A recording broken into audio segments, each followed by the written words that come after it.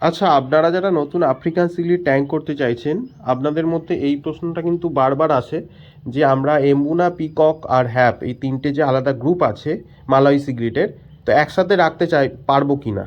তো আমি সেখানে বলে রাখি, হ্যাঁ আপনি অবশ্যই পারবেন, কোনো সমস্যা নেই, কিন্তু কয়েকটা জিনিস আপনাকে ফলো করতে হবে। প্রথম হচ্ছে আপনাকে এনাফ হাইডিং স্পেস দিতে হবে। ট্যাঙ্কটা মিনিমাম 40 গ্যালন যেন হয় সেটা দেখবেন। আর মাছের কোয়ান্টিটি একটু বেশি রাখতে হবে। মানে একটা 4 ফুটের ট্যাঙ্কে আপনাকে অ্যাটলিস্ট 25 থেকে 30টা মাছ রাখতে হবে। হ্যাঁ, আরও একটা বিষয় আপনাদের মধ্যে মিথ আছে, সেটা হচ্ছে যে এম্বুনারা তো সম্পূর্ণ ভেজ খায়, ওদের তাহলে প্রোটিন রিচ প্যালেট দেওয়াই যাবে না, বা পিককদের সম্পূর্ণ প্রোটিন রিচ খাবার দিতে হবে, এই ধারণাটাও ঠিক নয়।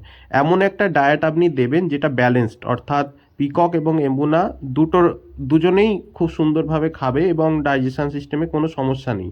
সেক্ষেত্রে আমি বলবো হিকারি সিঙ্কিং এক্সেল ইউজ করতে পারেন, খুব ভালো খাবার, বা সিঙ্কিং গোল্ডও ইউজ করতে পারেন, কোনো সমস্যা হয় না, কোনো ব্লোট হয় না, কিচ্ছু হয় না। তো এরকম ভালো ব্র্যান্ড ইউজ করবেন এবং ব্যালেন্সড ফর্মুলা ইউজ করবেন, কোনো সমস্যা হবে না। হ্যাঁ, আপনাদের মধ্যে আরও একটা ধারণা ক্লিয়ার করে রাখা দরকার, সেটা হচ্ছে আপনারা অনেকেই ভাবেন যে এম্বুনারা মনে হয় অনেক বেশি অ্যাগ্রেসিভ পিকক বা হ্যাপের তুলনায়।